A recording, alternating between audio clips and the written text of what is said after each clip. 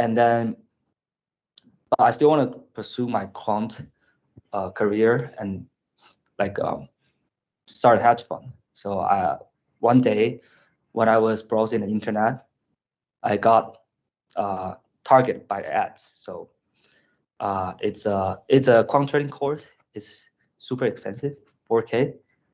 But at the time, I just couldn't figure out how to get advanced in quant. So I thought maybe I can, just buy this course and then I can have like some kind of shortcut. And I just bought it. And to be honest, in the first 2 months, I know this is a scam. It's started by India, and I won't say it's not useful, but it's not going to make you a professional quant trader, right? It's like you can never expect you just finish the course and you suddenly become an expert.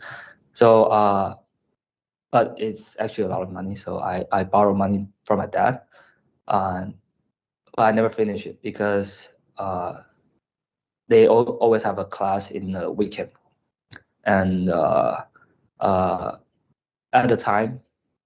So let me clear up the timeline. So it was post the semester that I studied English, and then I decided to apply for the master program. So I'm studying a master program. In the meantime, I want to do this quant course because my thinking is people are going graduate. I'm like delay graduation because I transferred. I need to do something. So at the time, my thinking is always I need to do something. So I pick something to do. So I figure study for a master. In the meanwhile, taking course might be somewhat productive. So I do these two things at the same time, and I got very burnout, and there's no weekend essentially. So I drop out, and I never finish. Yeah, and I think I also quit preparing for the master somewhat in between. I just don't want to take the test. So, but luckily I got into a master after by application. So I didn't take the test. So that year, I think I quit on a lot of stuff. And then I also took a GRE like a tutorial. I registered, but I didn't finish as well. So, and in one day, I was taking a GRE class by looking at a video. I was like, very unconcentrated. I'm playing on my phone. So someone just called me. It's like, return your online book. So there's a time if you buy a book from Bookle or somewhere, they tell you, oh, your book is like overbooked. You need to return. So I got scammed for the first time. So that was a really bad year. Basically, I didn't finish anything. I'm dead, and I go into the military. So it's a part one. And so after I came out from the military, I joined the master program in NTU. Also finance. It's a financial engineer. But I somehow get depressed, very depressed, serious depression. So it make my eye really hurt. I don't know why. I cannot find a reason still, and I drop out. And I moved back to Taichung. I'm from Taichung in my house. My dad is an architect. He has a like office, so I stay in the office the whole time doing nothing. So these 3 months, I basically do nothing. But I still have the urge in my mind that I have to do something because people are making progress in the life. For me at the time, I don't have internship. I don't have good grades. I basically have nothing. So looking back at the point, I see myself as a complete failure. So that's why I'm having a depression because people from NTU and people study like me in the early age have a really, this kind of staircase. I would say they want to climb up the ladder in everywhere. We want to get into a good college, good and then good maybe school afterward, good master, and get into a good company. And everyone is like making progress. My friends go study in US. and their future seems really promising. But at the time, I want to study abroad, but my dad just told me, I cannot afford you. So you have to think about yourselves. And so it feels like I got nothing to do in my life. I'm behind, and I'm self-doubt at the time. So I just drop out and figure out what to do. So it was the time I started, try to do some leisure activity. So in my college life, I always try to do something. This kind of urge, I can never rest. But at the time, my dad's only told me one thing is like, no matter what happens, I'm going to love you. So this is actually why I love my family so much, because at the point I realized, okay, it's it's nothing is more important than this person, like your dad, your family, because they didn't judge you at the time, and they give you a mental buffer. You can rest. So I take a deep rest in Taichung, do nothing basically. So most of the time I just sit in front of the desk and go empty, and then I still apply for some opportunity. So I got into internship at the period. It's a quant finance researcher in a startup, and I just do my first internship at the time, and the internship wasn't that, because at the beginning I thought everything is like, once I get this, I'll be successful. So I'm really excited to do the internship. However, it's just a startup, and they are still figuring out. I didn't do anything, so I did some research, but basically I didn't learn that much. And so I just started to think about trading. So because I still have a dream to go abroad, so I just started trade with like the intern salary, and I just start again with the $1,000, and I bought oil stock before the vaccine come out in the COVID, and because at the time I was thinking, if I need to get to, let's say, 50K to apply for master, what I need to do. So 10K, 1,000 to 50K, it's like a lot of doubles. So I decided to buy penny stock. So it's a strategy that you buy the stock that's less than a penny. Basically, it's the stock that's going to go bankrupt. And I just keep trading whole time. I go on Wall Street Bet. So for your reference, Wall Street Bet is a Reddit platform. It was started by the Robinhood. They offered the zero commission trading. So a lot of teenagers will trade on margin, and it was very hot. So people are talking about hot ticker in the platform, and I just basically look at the Wall Street Bet, find a ticker, and then just put my money in. So I got 3 times right. First time, oil stock, and second time is another oil stock, but it's after they all grew a lot. So I pick like another 10 times, and third times I pick like a cruise company. So cruise basically like ship. They ship the goods around the world, and I got very lucky. So turned 1K to 10K in 1 month. At the time, I thought it's I'm going to make it to 50K. I'm going to apply and go study in US or abroad. And it was very funny. I have a friend.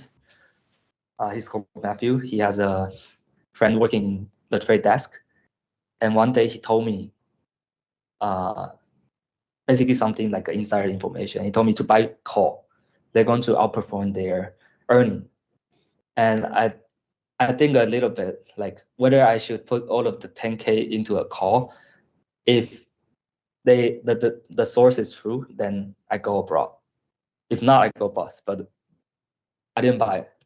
But at the date the earning announced, the TradeX is up 35%. And I was like, okay, I missed my opportunity to, go abroad. And I was like very anxious. I need to, make a comeback. So I constantly find a ticker, and I found a ticker looks good. Do some fundamental analysis, and I just all in. And then it's basically my go abroad kind of hope stock. So I just put all the money inside, and the company itself is not doing that bad. I think it's okay. It's been alive for 20 years, but I happened to encounter the most severe storm in Texas history for 134 years, and it created a massive outage in the power, and the company itself is selling the power and trade on future, so it got bankrupt immediately. So I got bankrupt again, the second time. So all right, I was just thinking about what I'm going to do. My only chance to go abroad gone, and I'm like drop out in the dorm. I do nothing, so I just start to figure out again. So I asked myself what I'm going to do. I don't want to do finance. I don't want to do equity researcher. I don't want to go to IB. I don't have the profile, and I spend most of the time study programming and math. And I cannot do quant because after a little bit try and see, there's no job market. It's very limited job opening in Taiwan as a quant, and I don't want to study math PhD, so I decided I'm going to switch to software engineering. So I just learned a web development on Udemy. It's like I would say 400 NTD, so $10 course. Basically learn how to do web development, and it was around 2021, and I decided to go back to school because I got nothing to do. So then I also applied to AppWorks. So let me do a pause. So let me check the QA. Okay, no QA. So let me go back. So after I go broke, I decided to go back to school. But the reason why I applied the internship to AppWorks is because I watched a Netflix show called Startups in New Year's Eve. It's Jeffrey? Sorry. Can you hear me? Yeah. Yeah. Hello, Jeffrey. Okay. All good? Barry? Yeah. Okay, all right, okay. So, you guys can text your questions during Jeff's sharing and presentation. So Jeffrey can see your question, and then he can answer you. Probably during the presentation or at the end of the presentation. So using the QR code to type your question, and so Jeffrey can know. Okay. Okay. Yeah. Thanks for the professor. Sometimes broad interactions is better. Wouldn't be feel like some rumbly. So let's get back. So I watched a Korean show. It's talking about startup. So it's a Korean drama, and I can paste a link there. But I'm the kind of person who have like a lot of imagination. So in the New Year's Eve, because it's a New Year, and I thought the time to set the New Year resolution. So I just applied to AppWorks because they're an accelerator. And in an interview, they asked me why you want to come here. I say, oh, I watch a Korean drama, and then I got the internship. And then so during that time, I interned at AppWorks. They told me to study Web3 because it's really hot. It's a NFT summer. And so basically I spent a lot of time studying Web3. But in the meantime, I learned software development in school. I took a class called software development method, but they didn't teach you how to code, but just basically some kind of expert from the industry sharing how to build the software. And I built the first web project, Sportify. It's a sport event registration platform because I love tennis. And it's a group project. So basically start with a group. This is from a information management class. I don't know how to code, so I just be the team member that's doing everything. So okay, today you want me to fix the slides, I fix it.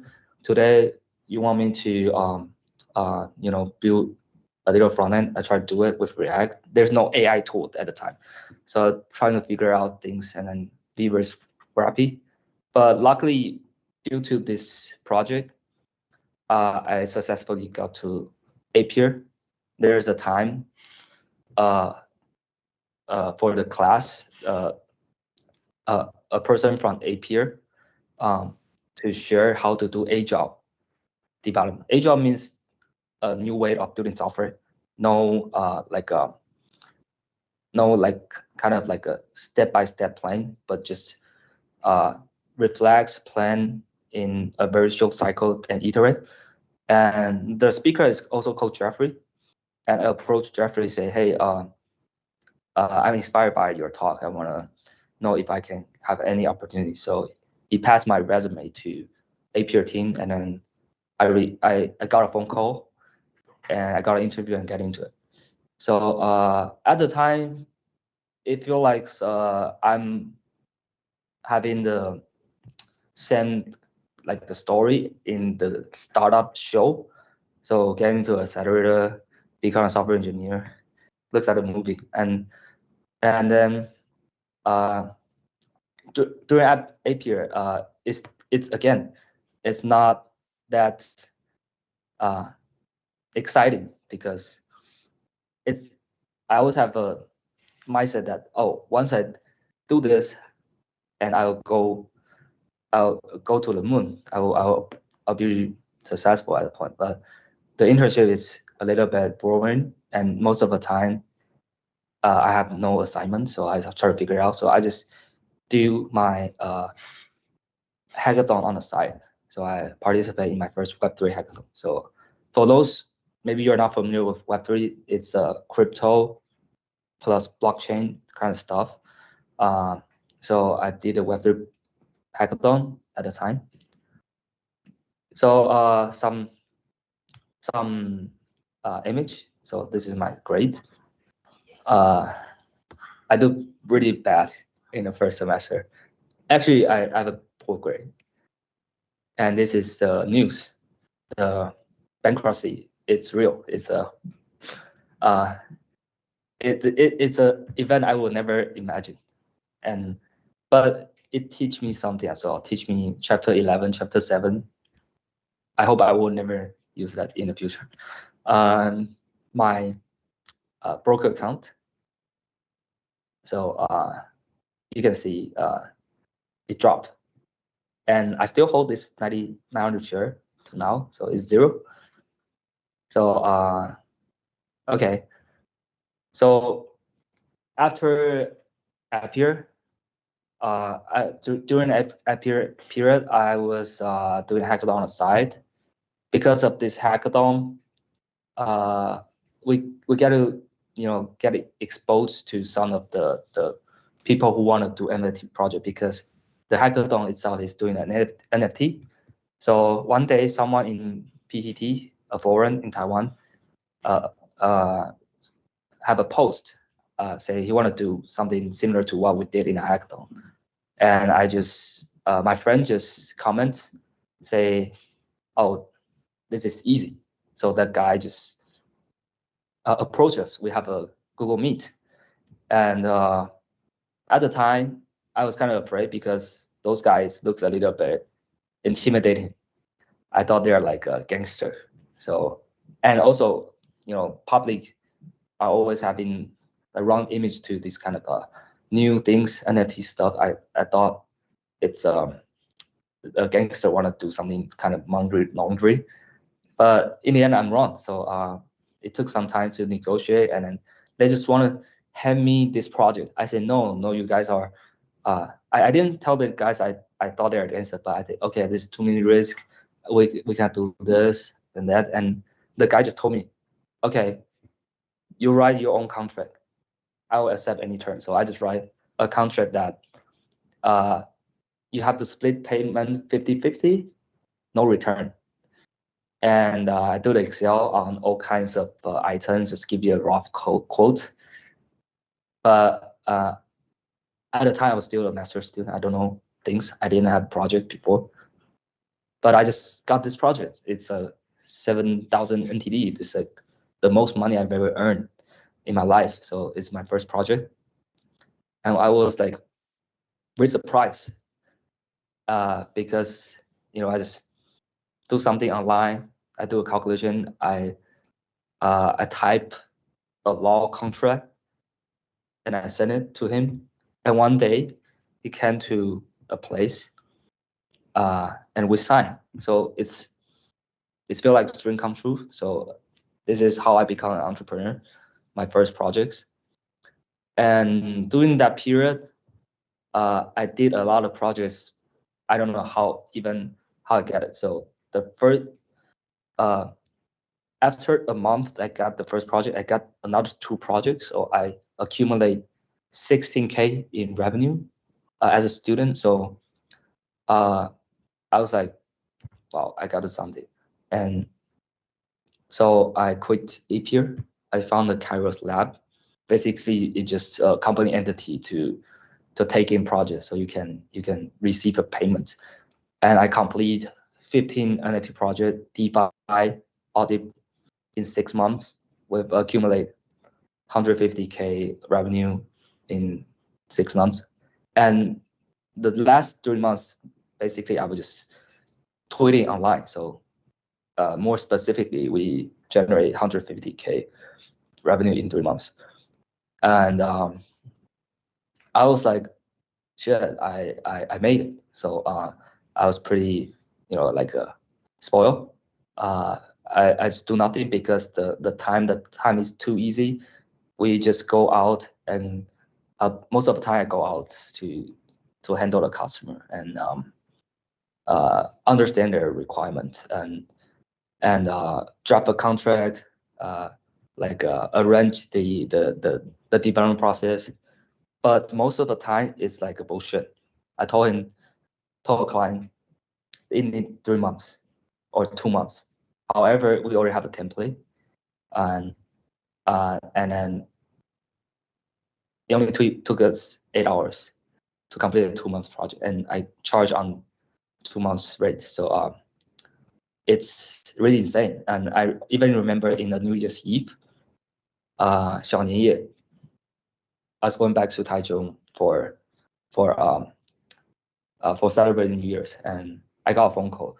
My friend told me, "Oh, someone needs to launch a project tomorrow." I just go there, and I just sit down, and then try to be like a firefighter, remove the fire. And after 8 hours, I took a pile of cash, around 3K, around 70K, and divide by 2. I told my friend, say, okay, 好好过年, have a happy New Year. At the time, I remember it's every day, even though the project itself is very easy, but I work day and night. It was a fun time to work with a bunch of friends in a friend's place, and every day we go all-nighter to see the sunrise. Yeah, and then I kind of get bored by doing this repetitive job, being a project company, it's hard.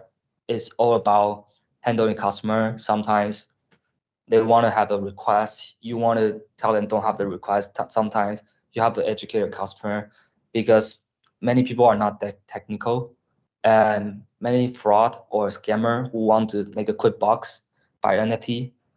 So I don't feel like that's what I want to do. Essentially, I want to build a product company. So at the time, I don't know what to do again. I just don't want to do the project. So I started tweet online as a learning, as a research. I have a DeFi account. Basically, I just tweet things about DeFi, what I learned, and I grew to 2K follower in a month. Some of the big name from the big VC follow me, and then on the side, I got into this yield farming. Yield farming means you put the money in a DeFi protocol and they give you like 20-30% of return. And at the time, I put in UST. For many who don't know, UST is a Korean project. It gives you 20% return on stablecoin. So imagine you have a USD put in a bank, you give you 20%. It was really, really big. And I just put a lot of money in crypto again. But at the time, that was the money from doing the project. So one day, Luna crash, it down 90%, the whole market crash. So basically all my money earned from the doing this NFT DeFi project gone. And I was so depressed because I was 24, 23, 24, I guess. And I lose 60, 70K in a day. And it's my third time going backwards. So what I'm going to do next? So I got no choice. I just go back to school, finish my master. I will be flunking the class for a long time, but my professor treated me really well. Say, you just have to finish your essay, and I just finished my essay in a week, and then I got graduate. And then at the time, I don't have 10K USD in saving. I don't plan to find a job because once you own your own stuff, it's never going back. So I don't want to have a job, and I try to figure out again. So I choose to keep grinding again, building some product because my thinking already switched to I don't want to do a project company. I do want to do a product company. So I want to find something to do online, and so I just keep doing the Web3 hackathon. And so that's the first part of finally being an entrepreneur. But it was in the summer. I haven't built AP Convert, and so this is the chart. I call it the big three: Solana, Luna, AVAX. So Luna go to 0.01. $112 to 0.1. Okay, and this is the project I built, and it's shared by Souzi. It's entertainment in Taiwan, and it's the viral post stats. I wrote this post and it go viral, and luckily I convert this post to a master thesis. This is the day I got my bank account for a company my first time being an entrepreneur. And in April last day, and the project contract. So it feels very vivid in my still. Okay, so finally I become an entrepreneur, and what I'm going to do next? So that was 2022 summer. I feel like a student, still have a summer vacation. I just try to figure out, I build things, build Web3 hackathon, but at the time, it's always a really good big pain point that having a discussion about the use case of the Web3. because essentially Web3 product don't have the use case. So it's not like the software you're having the users. You don't have much user in Web3. So I decided to quit. It was a really hard decision. It's around September of 2022. I decided to quit Web3. Okay, I'm out. I'm going to look at Web2. So I look online again. I saw this Levels.io video. He's a online entrepreneur, solo founder who did a lot of indie hacking projects. So indie hacking means you just alone and you just build product in the public. And I saw his video in Bali talking about how to make money online. And I saw his tweet. He basically start 55 projects, only 7% hit rate, 3 projects take off. And these 3 projects make him $2.8 million a year. So I want to be like him. So I told myself, at least I need to get to the number, right? It's a number again. So that's the time I was about to go to the gym and the swimming pool. So I told myself, okay, I don't want to think about idea. I go to swimming, and after that, I'm going to start a project right away. So I just swim and I think about what to do, and I come back and start code. So it's around 2 hours. I didn't think anything, and it was another failed project.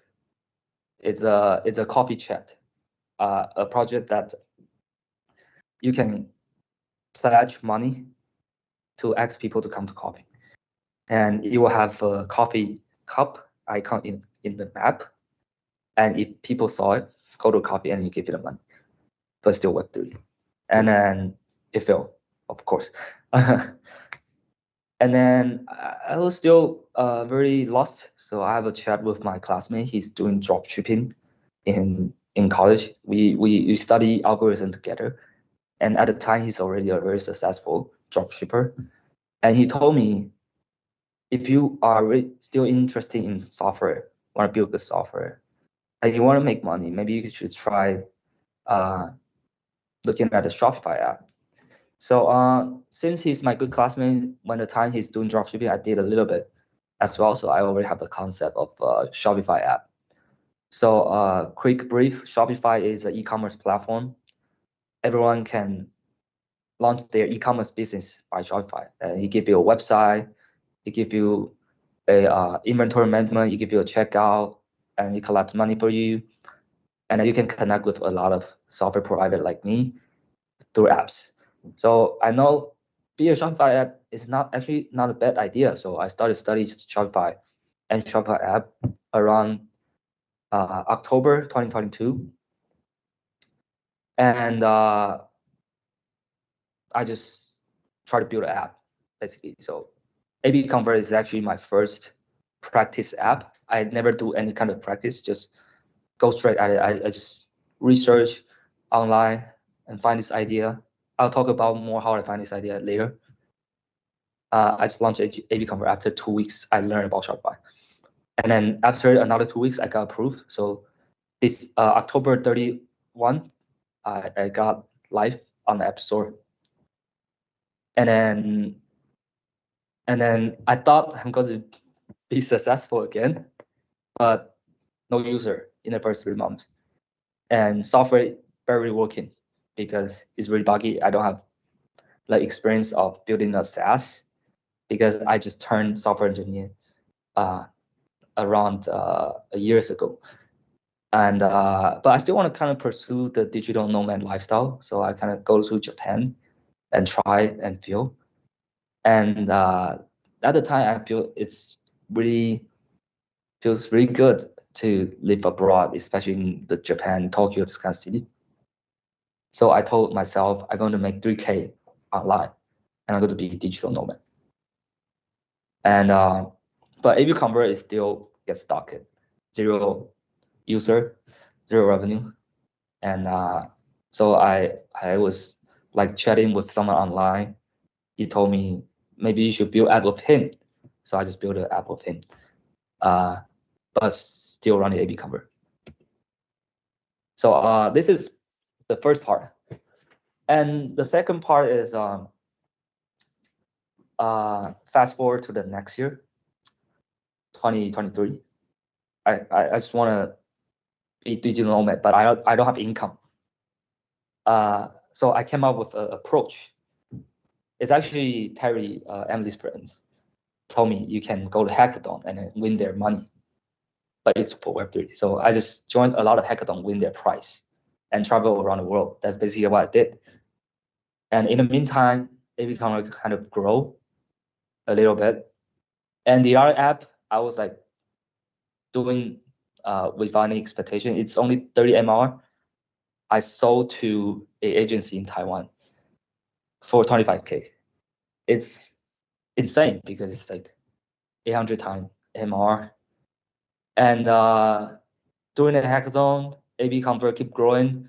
I reached 10K after 5 months. I launched, and then 5K another 2 months, and 10K in a year. And that's the whole story of AB Convert. So to this part, I would say my life of indie hacking and the student is concluded. So this is Coffee Chat. Is a web app. You can see a coffee cup in a map. It's only me, obviously, because only me use it. At the time, I was having COVID, so I actually got COVID, and I was stuck in the house around Zhongqiu. And this is a book influenced me a lot, called The Almanac of Bravo. And the first logo of AB Convert, I draw it. And I have a tweet thread, say I use like 2K to go to this country. How do I do it? It's basically through hackathon. Okay, so the first part, going to end, just do some conclusions.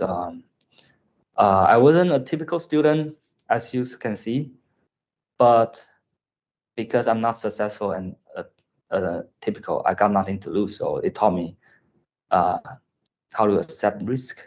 I have infinity risk tolerance, and how to accept failure because I always fail.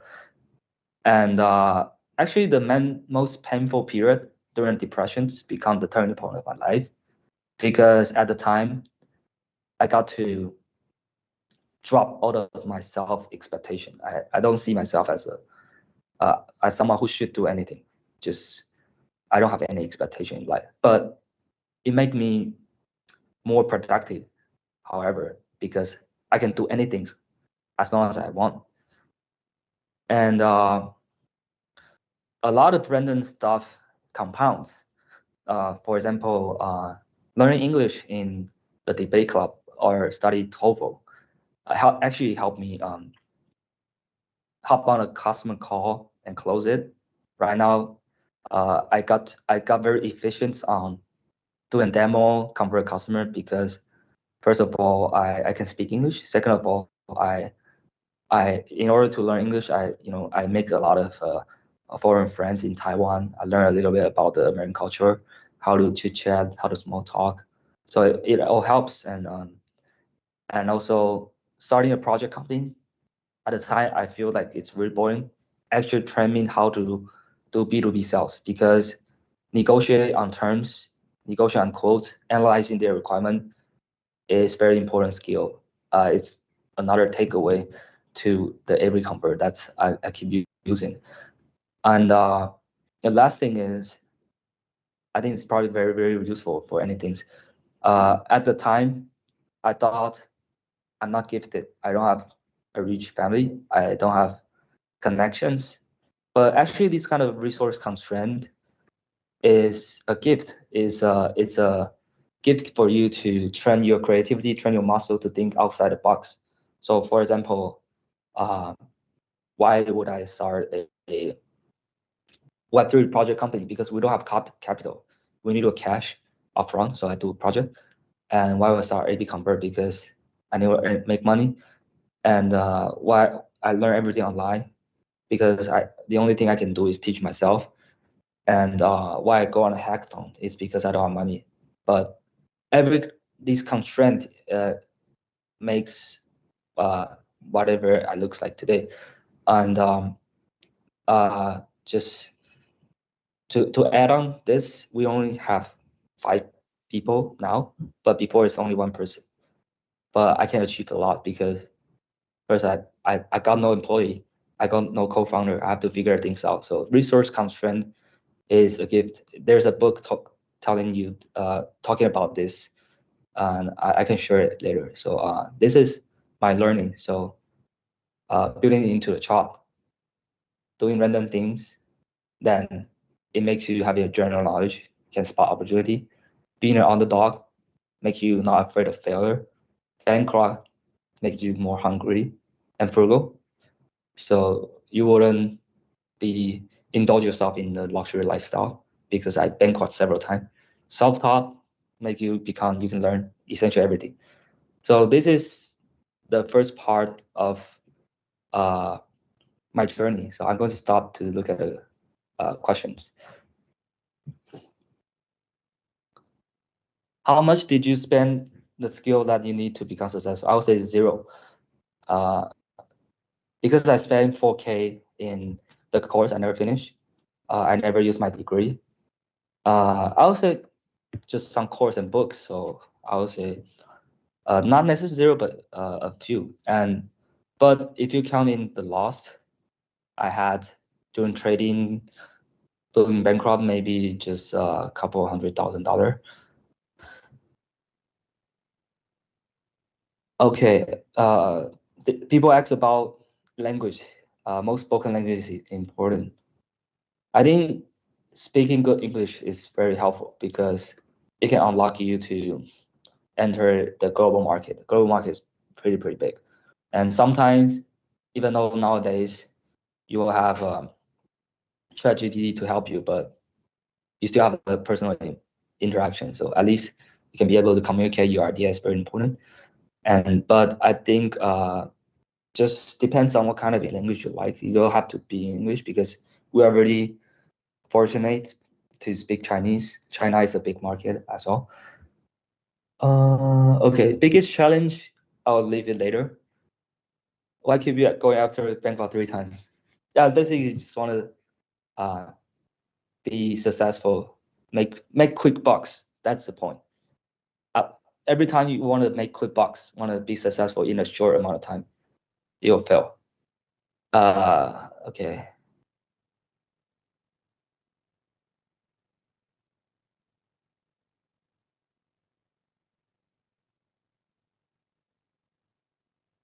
How do you connect people like me from which platform? I think Twitter is a very good platform, and you can see a lot of different content. But I will have to say in Asian, like the APAC region, if you use Twitter, it's mostly for porn, but just ignore that. Use Twitter for English and learn a lot of stuff. Okay, a lot of people say you need to start business in your own expertise. I agree. So I will add on this part. It's called founder market fit. So the rest, I guess, because I spent too much time, I will just keep coming back and at some point, if I didn't answer your question, you can feel free to just raise hands. Okay. So Professor, do we need to have a break, or is it's okay? No, it's okay. You can just continue. It's okay. I mean, unless you need a break. Do you need a break? No, it's okay.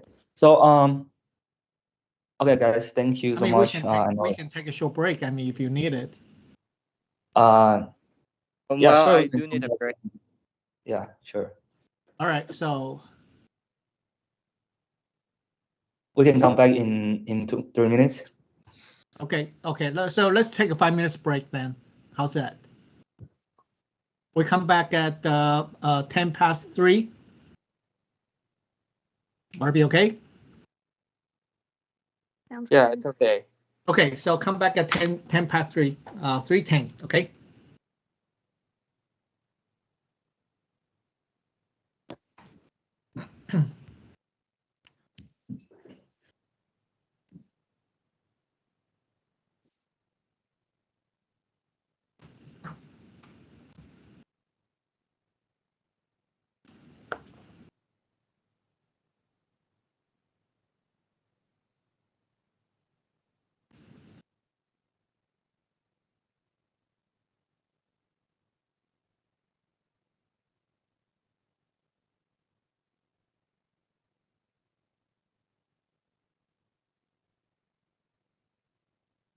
Back. We can resume the speech. Jeffrey, if you're ready. Okay, okay. That's resume. We got a lot of questions on what skill, how to learn international business, money. I think I will cover. If not, I'll reply. So part 2, the story of AB Convert. So as you guys know, I don't have money when I started. So started with 10K of my saving. So it's just basically paying my living costs. I developed the software myself, do customer support, do sales, do marketing. We raised 0 fund, not even angel fund, solo founder. And we hit 1 million AR after 2.5 years. And now team of 5. So it just overview. And a basic introduction of AB Convert. This is what AI told you. It's a A/B testing platform designed for Shopify. So I saw a lot of people say they want to start a brand. Shopify is a good place to start a brand, and I interact with hundreds of thousands of brands. Big brand in US, medium brand in US, one-person shop, dropshipper. So I have some knowledge in e-commerce. We can chat if you want to know more. So basically, starting a brand is hard. Whenever you want to scale, you need to do optimization. You need to optimize your website funnel. You need to optimize your price. So that's how we can help them. So we are very easy to use software, plug and play, immediately see the result, and that's what we are targeting. So currently, we have around 2,000 brands using our software, and we operate in the US market. Most of our customers are US brands. So I have some knowledge on running an international business. I have some knowledge in US market. And this is the chart. The accumulated earning so far is $1.1 million and start from 0. Looking back, I still think it's somewhat incredible because 3 years ago, I have nothing. And I generate already $1.1 million in revenue. And it feels like it's just day one. The software is very scrappy, a lot of bugs. I developed in my dad's office. I sleep on the floor, so it's just just that good last day.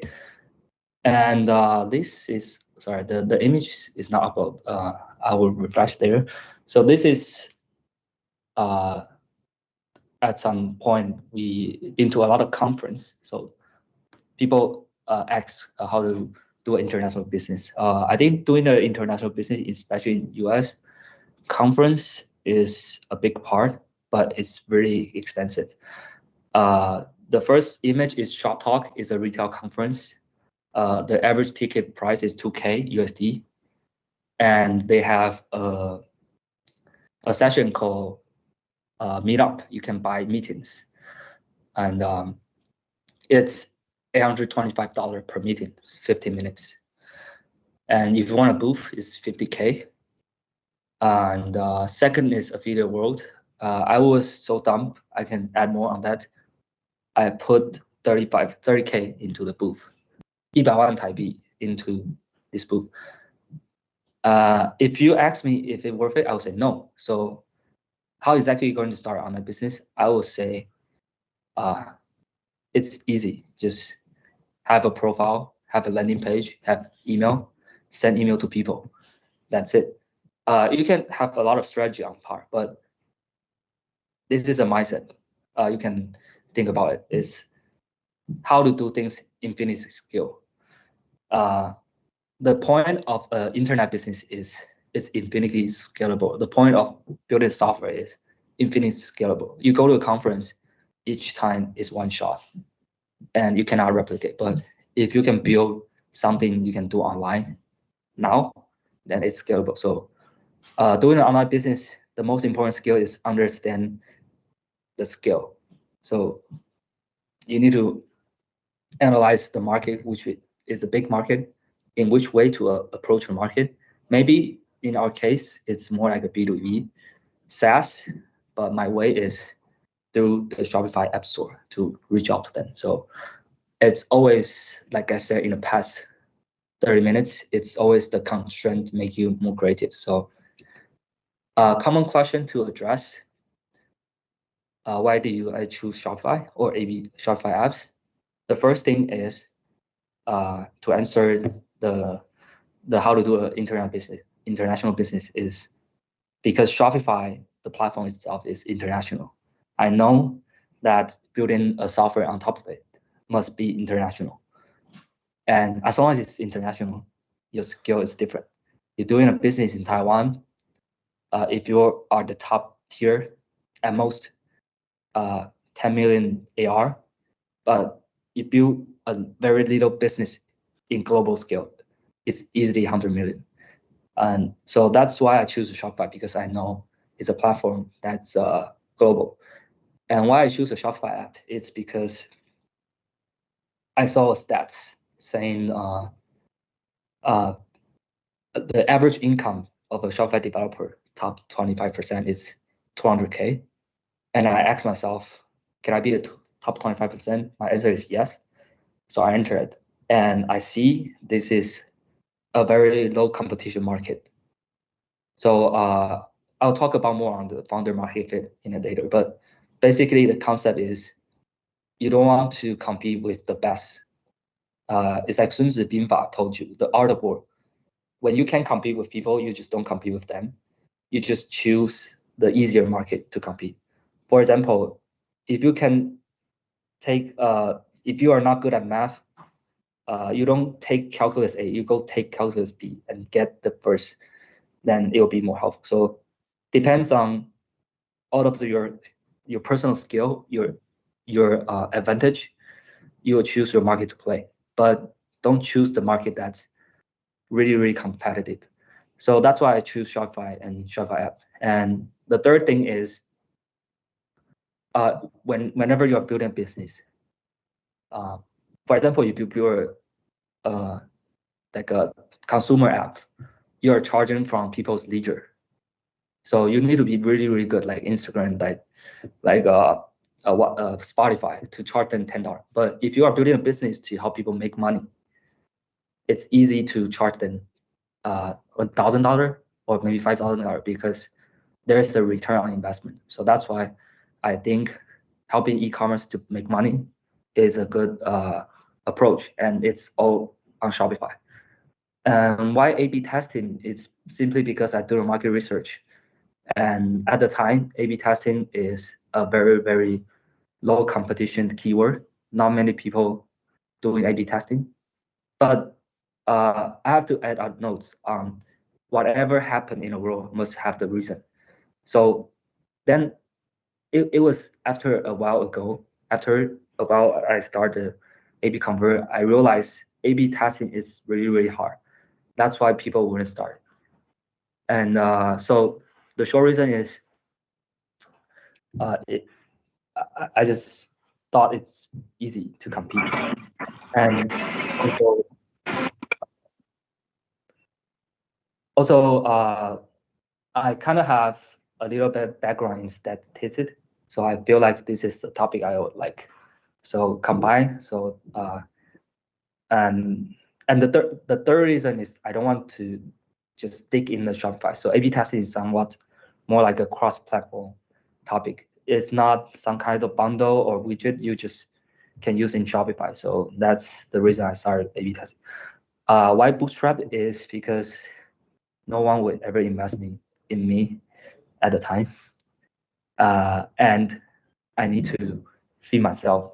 I need to make money immediately. Otherwise I have to go to have a job. So I stay bootstrap because I don't have time to go out and fundraise, and no one will invest in me. So this is common questions. And the playbook I follow. So in case you guys are worried, like maybe you guys are worried about, I didn't cover enough of these things because we're running out of time. I have wrote an article. I include article in a presentation. You guys can read the article afterward. The playbook is actually nothing special because I believe nowadays with the tools, with the internet, you can just search online. Everything you can be AI generated. So the framework, the knowledge is, for me, it's not that important. So that's why I spend a lot of time talking about my journey, because it's all about the mindset. It's all about some critical thinking in certain aspect. So this is the playbook I follow. It's pretty simple. I research the market. So I research Shopify. I find a niche, A/B testing. I build a feature, launch it in 2 years. And I talk to customers and create a feedback loop, and I keep the loop going. So this is the basic version. The pro version is research your market. You have to analyze the size of the average player to, size the market, and you have to check if there is a asset liquidity, if there's a market buying or selling the business. You don't want to stuck in the market that's you have to be in it forever, and ask yourself why exactly the market exists. So so apply to my experience. I analyze the Shopify. I know Shopify is big because it's global, and I saw a couple billion-dollar company from Shopify app, Klaviyo, PostGrid, this all our marketing platform, and there is a big acquisition market, buying, selling online business, especially for Shopify app. So I saw a couple apps are being sold when they are reach 10K, 20K, 50K MR. So I think it's really good. And the last thing is, I think this through when I saw the stats why top 25% of Shopify developer can earn that much. I figure it's because they outsource the development to entrepreneur like us, and you can approximately link this thing to the US salary. So hiring a very good engineer probably costs you 250K as well. Might as well just offload this to the developer. So this is my thinking. Maybe it's wrong, but I think somewhat this market is approximately related to this reproduction cost of engineer.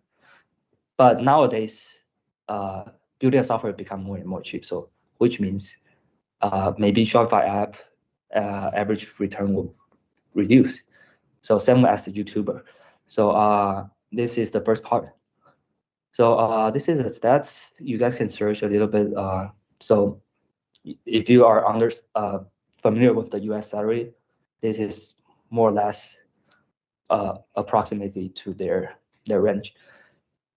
And this is the acquisition platform. It's called acquire.com. You can sell online business. You can buy and sell online business here.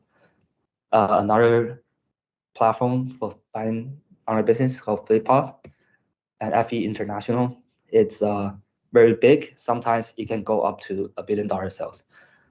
And the second part, find a niche, it's the pro version is you have to fit your founder market fit. And the niche has to be having competition, but it's not overcrowded. So first things, founder market fit is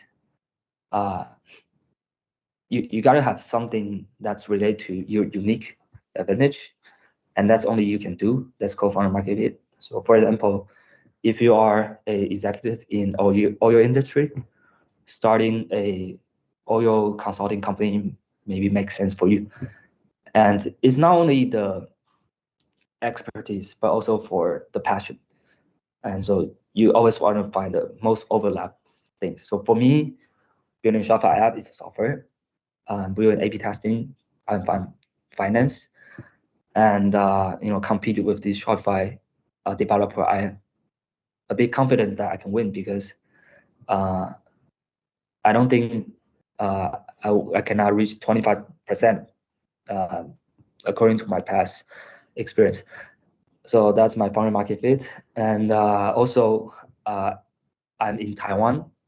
The living cost is really low, and I can speak English. So kind of like it's perfect for me to start Shopify app because maybe for a US company, they have to afford them. So their threshold of break even is higher. For me, it's $500. So I can easily make an app, make $500 a month while I'm still living in my parents' home. So this is my foreign market fit. And having the competition in the case of A/B Convert, I only have one competitor. And this competitor raised VC money. So I know it's a market validation, but one competitor means it's not overcrowded. So I have to, the competition is easy. I just win over him, or I pick a second. So the reason why I say everything happened in the world is, the reason is because I realize A/B testing is hard. That's why no one can get it. You need to have a very high upfront cost to get to a point that the software is even working, and you need to do a lot of customer support. But glad I passed through this period to reach the point that we have a stable cash flow and we have the team without raising. So in this market, current market, all of the A/B testing app raise at least $1 million. But I think I'm just lucky. And the third one, build a feature and launch in 2 weeks. You have to choose the most valuable feature of the niche you pick. So for example, in my case, I choose a test, A/B test called price test. It's a test help the brand to figure out what's the most profitable price point or most operational efficient price point. And I only do this feature and I launch it. And the other part is the pricing strategy is very important. If you are targeting the incumbent, means the existing player, you want to come back with them, stole their feature, one feature, find out what's their weak spot, because everyone must have the weak spot. For the weak spot of the competitor from my situation is that their pricing is ridiculous high or not making sense. So I designed a completely different pricing strategy with one feature. So it works in hindsight. And the fourth thing is talk to customer, build a feedback loop. I think talking to customer is very important. It's a very YC style, because if you are coming up from the industry, you're an outsider, you need to let yourself catch up with the industry knowledge as soon as possible. And who's an expert in the industry must be the customer. They will tell you everything. So I have my support desk on the website. At the time, everything I do is I don't chat with girls, I don't chat with friends, I chat with the customer. Once there's any request, I reply in minutes. I build an alert in my cell phone, and there's an alert, I reply. Reply in minutes, not days, reply email, reply everything, and then get it on a call, get their WhatsApp, get their Telegram, be friend with them, talk to them on a daily basis. It will train your knowledge about this product, this market. And the most important thing is ask them to pay. Because sometimes we are doing things that make us feel good. You have a lot of customer base, no monetization. You just have to ask them to pay, because their reflection will give you information. It's all about information. And I remember when I'm cold outreach to a customer, and I asked them, what's your brand do? And it was an American woman. He told me a very important lesson.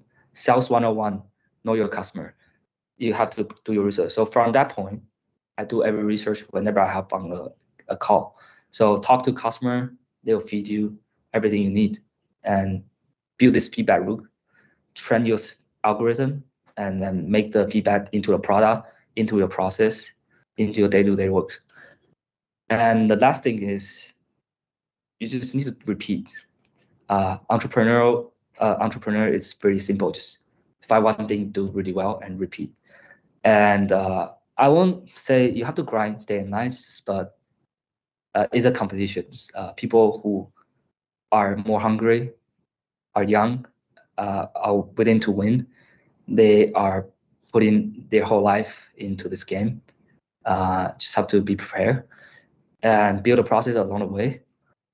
Everything you did, record it, document it, build a SOP, because you have to prepare for the time you want to scale, and revisit your strategy regularly. Just constantly checking what's working, what's not working. Don't be, for example, feeling like those kind of self-indulge.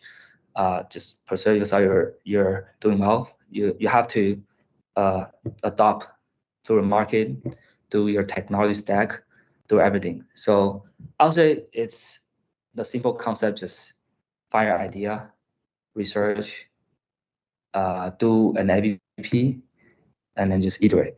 So this is actually covered in a book called The Lean Startup, but my version is research a market, find a niche, build a feature, and iterate. Yeah. And what I did right is I talked to customer a lot. To this point, I still talk to customer.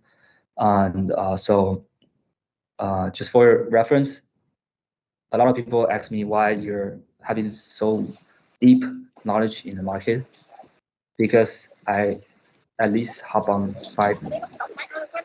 Đây á, cửa này. Đi qua thành phố.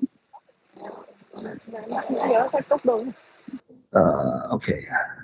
Đi gì? Sorry for interrupting. So at least I talked to 500 customers, and I hop on at least 1,000 demo calls. And what I did right, I did market research continuously.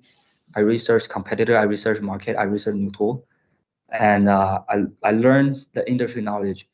I surround my friends with all e-commerce people. I build a community. As long as they're an e-commerce player, I try to learn, and I stay lean and bootstrap. Just not trying to spend on a lot of unnecessary things. Focus on the revenue per employee. This is what I did right. And what I did wrong is at some point I went on a hackathon and I kind of get tired. I didn't think this is a very promising idea, so I let it autopilot for a little bit. I'm paying the price for autopilot, and I'm delegating too early because early days is really suffering. I just want to step out the development. I don't want to code anymore, so I hire a first person. I just upload the coding to the guy, but it's making a huge mistake. I'm paying the price, and I'm always swing between whether I should go VC route or bootstrap because I cannot make my mind. But it takes you a lot of times, and it lets you do a lot of unnecessary activity. For example, networking, or go to an accelerator. And the last thing is, last year I tried to scale the company. I decided to put more money in terms of hiring. So I hire people a lot. I hire a lot of people. I hire agency. I hire consultants. I spend money on events. So accumulatively, I at least waste 250K on this mindset because I just want to scale. So build the fundamental first and scale when the fundamental is ready.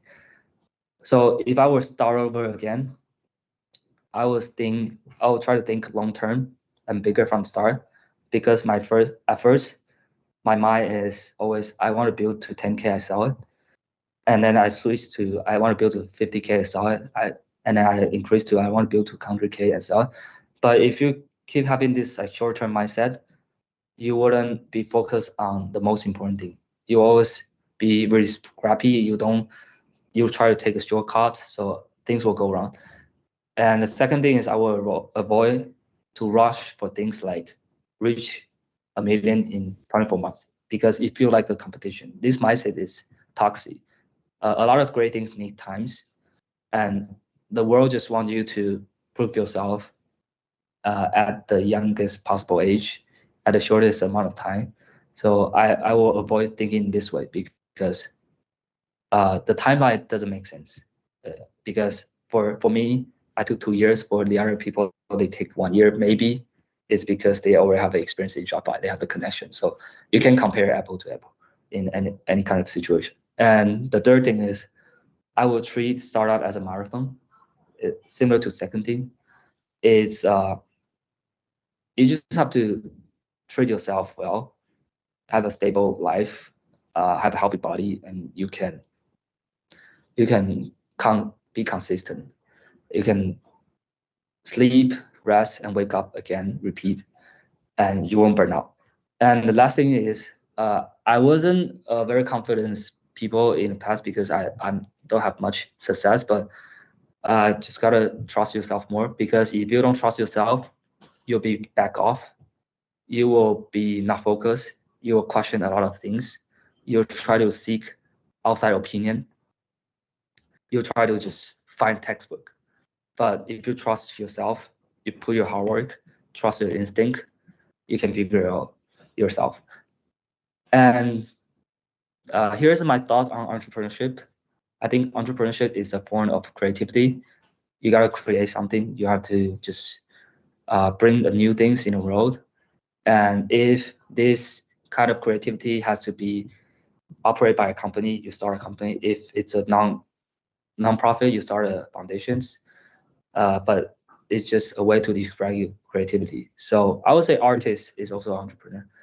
And a startup is an experience to create massive value at low cost. If you cannot do it, means the company itself is not valuable. So that's all I care about, is whether I can create the value in the world at the affordable, reasonable price. So that's why I didn't embrace VC, because I want to keep this principle. And as long as you did these two things continuously, a society will find a way to reward you. No matter it's a equity, it's a high salary, it's a reputations, all kinds of reward will come back. Just don't have to think about money. I know money is very important, but at some point, focus on real value is more important. And my advice for starting a startup: find your own way. There's no formula. There's no textbook. People like me study a lot, always want to find a book, but you can read 1,000 books. You still don't know how to start out. The only thing is, you want to do it, just start now. And instead of focus on outcome, because in an Asian country, we've been trained on very outcome oriented. We always think about what I'm going to get if I do this, but I say this will make you anxious or make you hesitant. Focus on learning. Everything is a learning, because if you fail in this startup, you can bring the learning to the next one. Like me, the first one, the NFT projects fail, but the knowledge about how to talk to a customer, talk to a client actually works. So just bring to the next. I don't know what my next startup would be, but I at least have some learning in this journey I can bring over. But if the only thing you have is the money, one day you got scammed, everything's gone. But you have the learning, you have the skill set, you can start over again. What I'm focusing on right now is I want to build a long-lasting organization that can create massive value with minimal cost. So I want to build a billion-dollar company operated by 10 people. It has to rely on AI, but I think it's possible. And the next thing is I want to learn how to scale from 1 million to 10 million, so I can teach people. And the last thing is, sorry, repeat the last thing. I will build everything with AI, and I will try to teach the people surround me with AI, because I do think this is your best opportunity as an entrepreneur. Everything is so easy. You can achieve a lot with very little human power. So if you are interested, scan the QR code. This is the article. I might publish one more because it's another anniversary. And this is a resource you can follow, or you can simply type, how can I build a startup in Cloudflow? Oops, sorry. I don't know why. The last slide is actually the photo I saw Levels.io. So let me share again.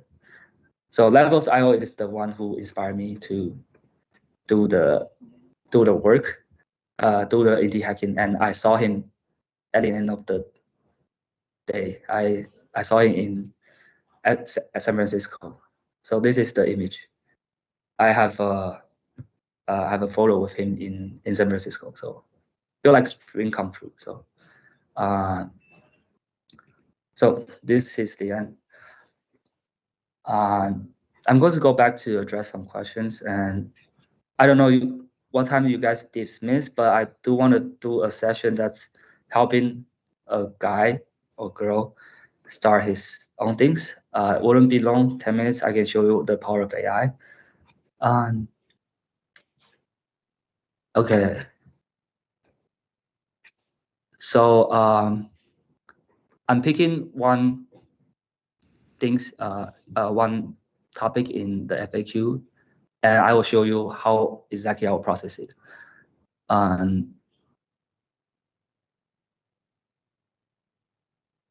Okay, I'll pick I want to build a website or an app to help with students who confused about their choice in major, such as helping them find purpose navigating the path they can do. So I will share my screen. I'll do everything with AI, and you can do it the same because what I did is nothing special. So, so this is my terminal. I have a cloud code. You can start to use it with $20, and I copy this guy's questions, and I added. Give me a plan first.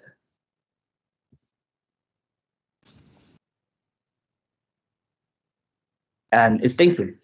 It's takes some time, but I'll say it's always starting with a prompt for AI. You can actually learn a lot.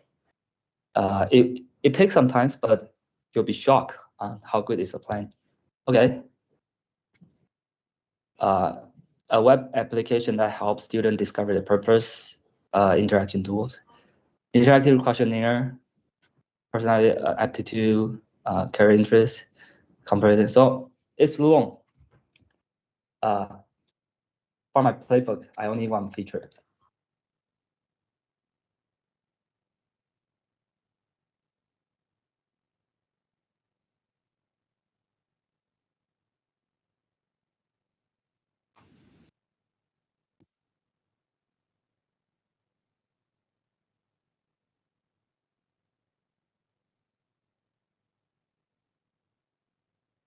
So for many of you, you're not familiar with AI.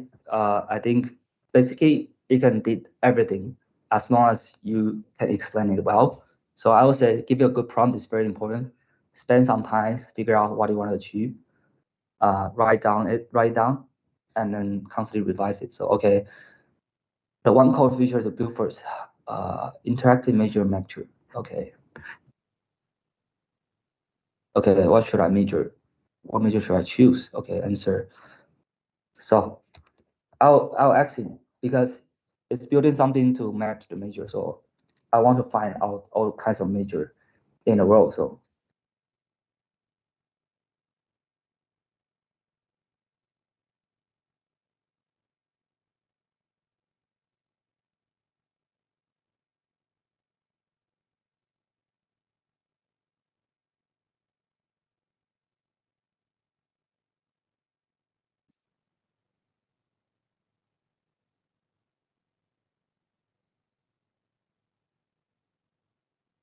I told him to find all the major and build a questionnaire into a sentence that gives suggestions. So this is the way I think about that's not even a software. You can build a service first. you scrape all kinds of department, and you keep your database, and you create a Google form, and you send it to your classmate or send it to friends, or you create a Twitter profile, you put it there, say, as long as you fill out a form, I will tell you what should you study. And then once you repeat, you are more familiar with the process, you can build it into a website. So I can build it into a website. It probably takes another 3 minutes, but depends on how many times we left. And then I'm just going to explain what I'm going to do. Once I build this website with AI, I will start a landing page. So to start a landing page, you can use v0.dev or a lot of AI coding tool. Say, use the same prompt. Okay, I have to sign in. And you will at least have an idea. So this is how you get yourself into the idea, and then refine it, repeat it, and then make it better. So it's making me a folder, and it's creating a next app. For those who don't code, it's just a website start. If you don't know, just ask AI to explain. As long as you're willing to read, their explanation is pretty good. You can type in Chinese as well. So maybe just a couple more minutes, I will have a landing page ready. I will have a web app. So do some testing, and you can start to share with your friends. So maybe your startup is live tomorrow. You just go to GoDaddy.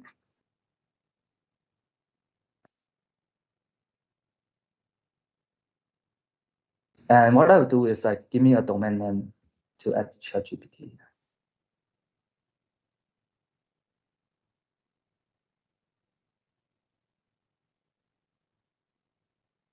So I'm just going to search a GoDaddy domain and go to buy one and hook it to my landing page, start an email.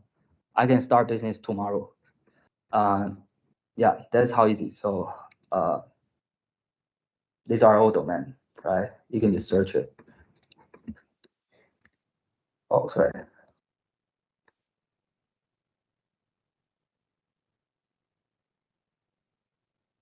So the Find My Major is very expensive. So findmymajor.org, you buy it. You wait until this landing page is ready. You ask AI how to hook up the landing page, and then ask them. Sorry. Yeah. And ask your friends want to sign up, create a sign up list, collect email, and then just call email. Then it's done. I know it's very rough, but you can make business plan in this way. You can build software, you can build presentations, and then you can at least get something started. And the coding part is kind of takes some time because it's more advanced, but at least you can put your idea in the world in seconds in nowadays. And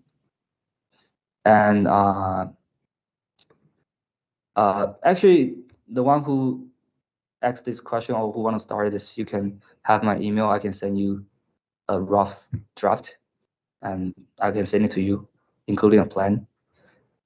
And maybe you can start from there. Okay, that's it. Oh, that's amazing. That's how amazing, Jeffrey, you did. Thank you so much for sharing your wonderful journey. It just, I was sitting here in the hearing along your, your early age, and then how you becomes who you are right now and doing what you want to do and become very successful. This is just very inspiring to many of us. Well, let me just open the time to the floor and let the student ask you more questions. Do you see other questions student ask you want to answer them right now? I guess if anyone want to ask a question, we can do. Like, okay, well, everybody, can you please turn on your camera?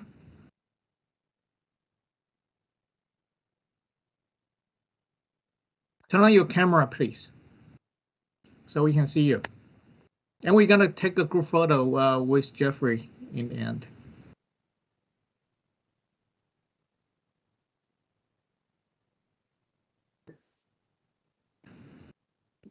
Hello, Kent. Everybody.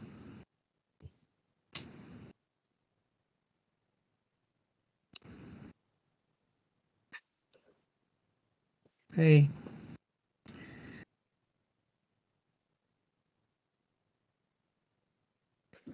And we have Professor Chen online.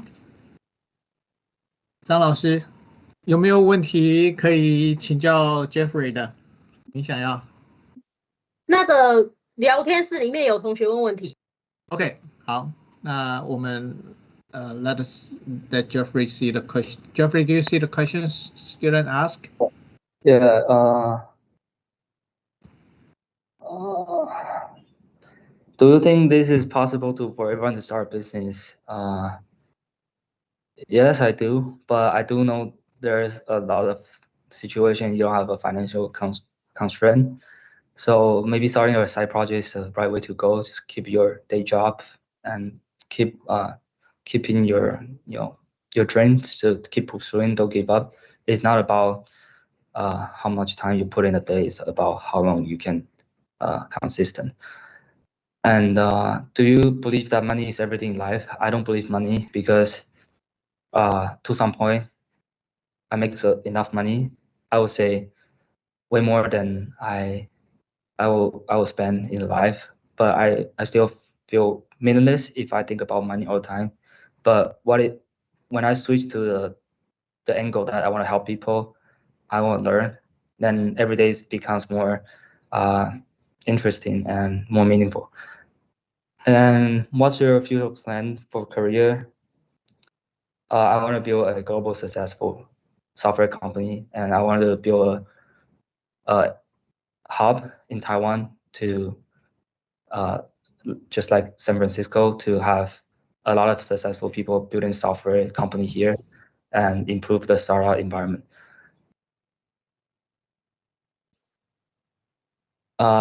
You have faced bankruptcy multiple times. Can you detail the backup plan? I don't have backup plan, just no plan. Financial challenge is like, I would say it's tough. So sometimes I don't have money. I go tutor. I go to a website called Tasker, find some job to do. I do TA. And after I know how to code, I do project for people. But I also just try to avoid being bankrupt like me.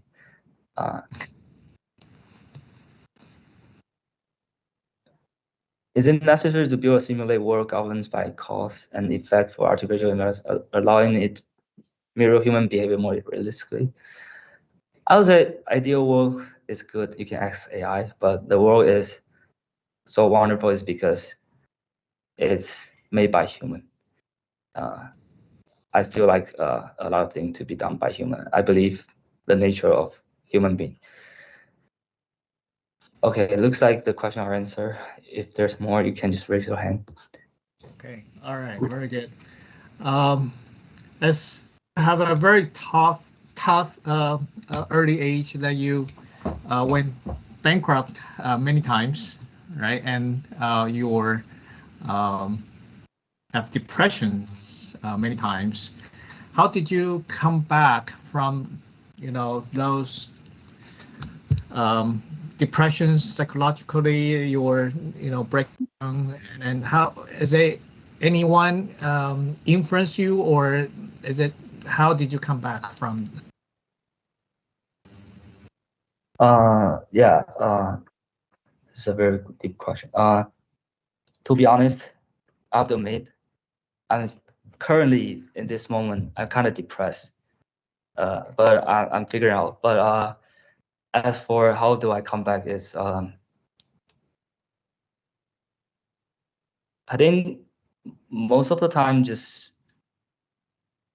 try not to put too much focus on yourself, because if you look around the world, there is a lot of people there suffer, they need helps, and just looking at this will make you feel better. You don't try to think about yourself anymore. It's all about the world, and talk to people, help people. Actually, you will feel pretty good, and I guess that's a way to get out. And I won't say you have to be positive, but you just have to believe in the life itself. Life has its own meaning. And very good. Okay. Well, you know, I constantly got those students come to me and say, I'm so depressed. You know, I see no tomorrow. I don't know what to do. And next time I'll just tell them, well, look at Jeffrey Lin's idea. I mean, as an example. Hopefully, okay, let me share a screen. The app it's ready. Oh, perfect.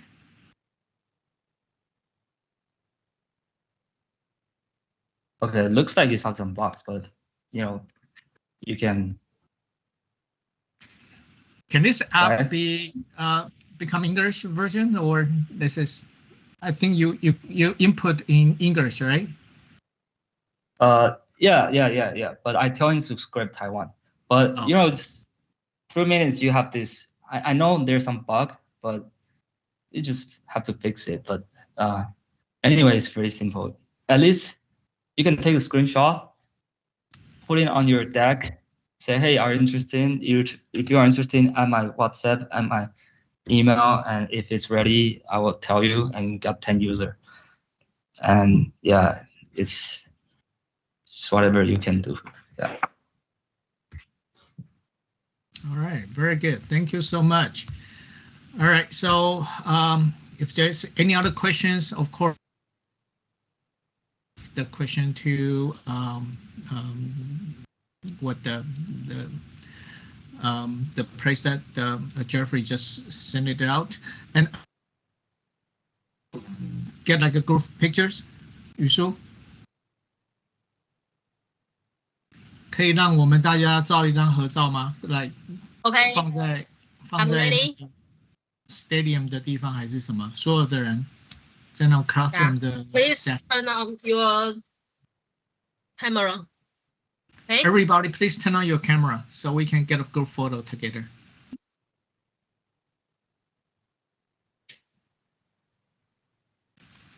Okay, are you ready? 那语书有没有那个可以让大家变成在同一个？我这里有用了，我有设定，就是大家都把那个 camera 开好就可以了。Oh, okay, all right, okay. Okay, I'll take 2 pictures. Okay. All right. Everybody smile. 3, 2, 1.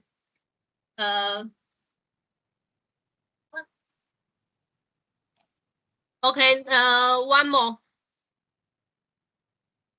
One more. Okay. One more. Okay. 3, 2, 1. Okay. All right. Okay. Well, thank you so much, Jeffrey. Wish you all the best, and I hope you'll come back to give us another lecture or another speech at some other time. Okay, I leave my email in the chat. Okay, very good. Okay, thanks. See you guys. Thank you so much. All right. Thanks, Jeffrey. Bye-bye.